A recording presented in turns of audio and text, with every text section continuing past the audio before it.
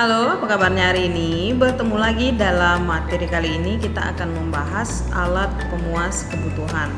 Apa itu alat pemuas kebutuhan? Alat pemuas kebutuhan adalah segala sesuatu baik langsung maupun tidak langsung yang dapat memenuhi kebutuhan manusia.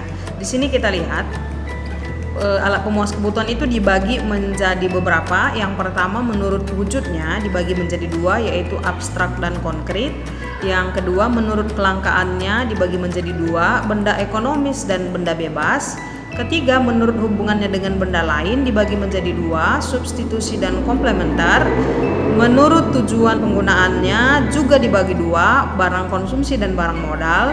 Dan menurut proses pembuatannya dibagi tiga, barang mentah, barang setengah jadi, dan barang jadi. Langsung saja kita bahas. Yang pertama, alat pemuas kebutuhan menurut wujudnya. Nah, menurut wujudnya alat pemuas kebutuhan ini dibagi menjadi dua, yaitu barang konkret atau yang nyata dapat kita lihat bentuk atau wujudnya. Itu contohnya misalnya makanan, minuman, pakaian gitu ya, yang dapat dilihat. Nah, sementara itu ada barang atau alat pemuas kebutuhan yang sifatnya abstrak. Barang abstrak ini tidak dapat dilihat dengan mata gitu ya, tapi dapat dirasakan manfaatnya. Apa contohnya? Nah, contohnya misalnya jasa tukang jahit, jasa supir, jasa pengacara. Dia tidak dapat kita lihat bentuknya, tapi dapat kita rasakan manfaatnya. Nah, itu untuk barang abstrak. Yang berikutnya, alat pemuas kebutuhan menurut kelangkaannya. Kalau menurut kelangkaannya, dia dibagi menjadi dua, yaitu barang bebas, merupakan barang yang dapat diperoleh tanpa pengorbanan dan tidak terbatas. Jadi tanpa pengorbanan, disediakan oleh alam biasanya ya. Contohnya misalnya air, udara, sinar matahari. Sementara itu ada barang ekonomi. Barang ekonomi itu merupakan barang yang diperoleh dengan pengorbanan dan jumlahnya terbatas. Jadi untuk mendapatkannya kita memerlukan pengorbanan. Apa contohnya? Makanan, rumah, sepatu. Nah, ada kondisi tertentu di mana barang bebas bisa berubah menjadi barang ekonomi. Contoh, tadi di barang bebas, air adalah barang bebas. Kita dapat peroleh dengan tanpa pengorbanan dan jumlahnya tidak terbatas gitu ya. Tapi pada saat air itu sudah diolah atau sudah disalurkan gitu ya, jadi kita tidak perlu lagi mengambil air ke sungai. Kalau ambil air ke sungai itu gratis, tapi kalau airnya sudah disalurkan ke dalam rumah melalui pipa-pipa. Nah, kalau misalnya kita hidupkan keran di rumah, itu biasanya sudah disalurkan lewat pipa ya, melalui perusahaan PDAM.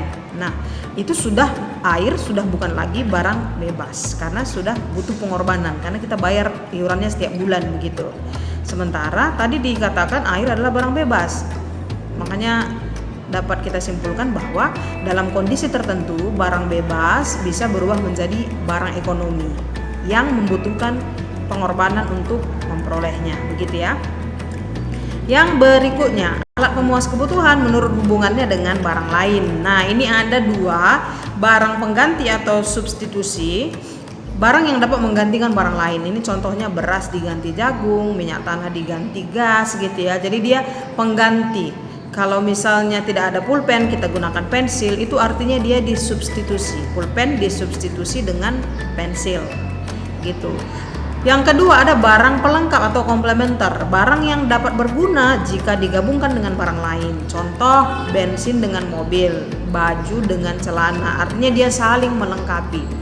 Mobil supaya bisa bergerak harus kita lengkapi dengan bensinnya, begitu. Atau baju supaya elok terlihat, nah kita harus padukan dengan celana atau rok, artinya dia saling melengkapi satu sama lain gitu ya. Itu artinya dia komplementer nama istilahnya. Yang berikutnya, alat pemuas kebutuhan menurut tujuan penggunaannya. Ini ada barang konsumsi, yaitu dapat langsung digunakan, misalnya seragam sekolah, kendaraan pribadi, makanan dan minuman dan lain sebagainya ya. Artinya dapat kita langsung pergunakan, dapat langsung kita rasakan manfaatnya. Sementara itu ada barang modal. Barang modal ini barang dapat digunakan untuk menghasilkan barang lain dalam kegiatan produksi. Nah, ini contohnya misalnya mesin jahit bagi penjahit, mobil angkut bagi pedagang bahan bangunan. Jadi dia digunakan untuk memproduksi barang lain. Kalau tadi konsumsi dapat langsung kita gunakan, kalau barang modal digunakan untuk memproduksi barang lain gitu dia ya. Yang berikutnya adalah alat pemuas kebutuhan menurut proses pembuatannya. Nah, menurut proses pembuatannya, alat pemuas kebutuhan ini dibagi menjadi 3, yaitu barang mentah. Barang mentah itu barang yang digunakan untuk memenuhi kebutuhan, tetapi harus melalui proses produksi terlebih dahulu. Jadi dia harus diproduksi terlebih dahulu. Misalnya barang mentah ini kapas untuk membuat benang, begitu ya. Jadi barang mentahnya kapas. Atau misalnya kita mau membuat roti, maka bahan mentahnya adalah tepung dan lain sebagainya, gitu ya. Yang kedua ada barang setengah jadi.